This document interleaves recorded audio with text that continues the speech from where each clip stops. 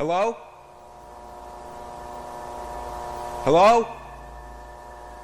May mga lugar na Hey kahit guys! hindi mo pa napupuntahan, parang alam mong ayaw mong puntahan.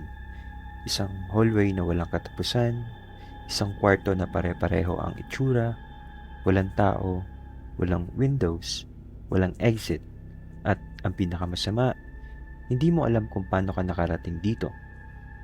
They call it the backrooms. Pero paano kung sabihin ko sa'yo na may rules daw kung paano makapasok? At mas importante, may rules din kung paano ka makakalabas. Tonight, susubukan natin sundan ang instructions, step by step. Pero may isang problema, hindi lahat ng nakakapasok ay nakakabalik. So ano nga ba ang backrooms? Well, before we start kids, let's clear something up. The backrooms isn't a real confirmed location. It's an internet horror concept. And the basic idea is simple. Sometimes you can accidentally no-clip out of reality. Parang sa video game, kapag nag-glitch ka through the map. Instead na mapunta ka sa next area, napunta ka sa lugar na hindi dapat accessible. And according to the legend, that's where the backrooms begin. Sounds harmless, right? Well, imagine spending your entire life inside an empty office with the same ugly yellow wallpaper and a fluorescent light buzzing above your head. Actually, mas nakakatakot pa yata yan kaysa sa office natin. Umpisahan na natin.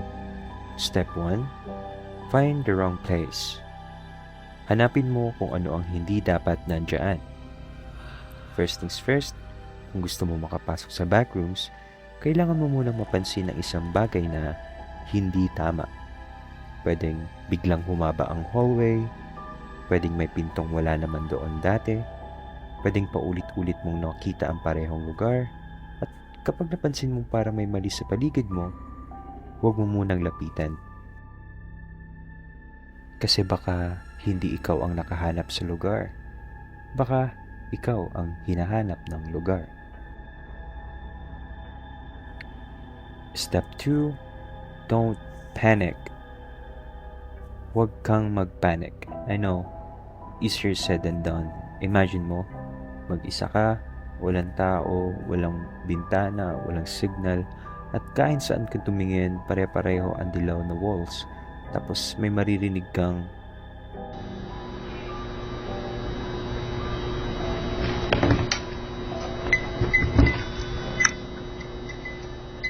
yung fluorescent lights, at doon mo ma-realize na wait, hindi ko na alam kung nasaan ako. Pero kailangan mong kumalma. Huwag kang basta tatakbo. Huwag kang sisigaw, at higit sa lahat, huwag mong sayangin ang battery ng phone mo. Kasi kapag naubusan ka ng battery, wala ka ng flashlight, wala ka ng communication kung sakali man. At wala ka ng excuse para sabihin na, guys, prank lang to. Step 3. Tandaan mo kung saan ka galing. Habang naglalakad ka, tandaan mo ang bawat hallway, bawat liko, bawat pinto. Kung kaya, mag-iwan ka ng marker. Isang scratch sa wall, isang bagay sa sahig. Kahit anong obvious na para kapag bumalik ka, alam mong dumaan ka na doon. Pero may problema. After 30 minutes, bumalik ka sa marker mo. Pero wala na to doon. So gumawa ka ulit, and then bumalik ka ulit. Wala na naman. At doon mo maiisip na, wait, kung hindi gumagalaw ang marker, sino ang naglilipat?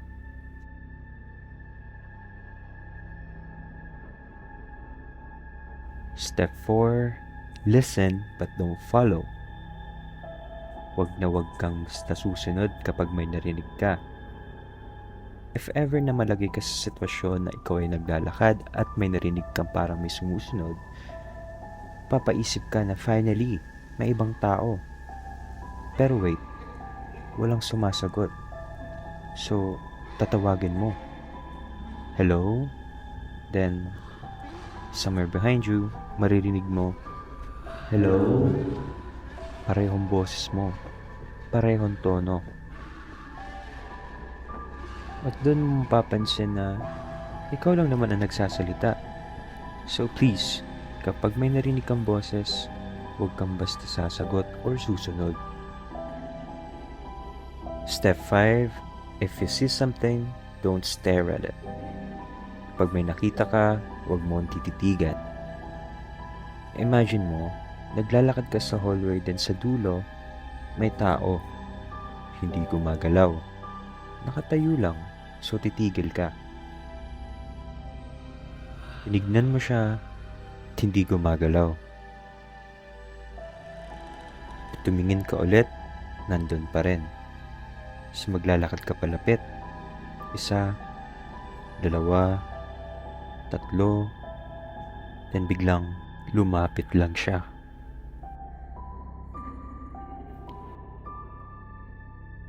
Step 6.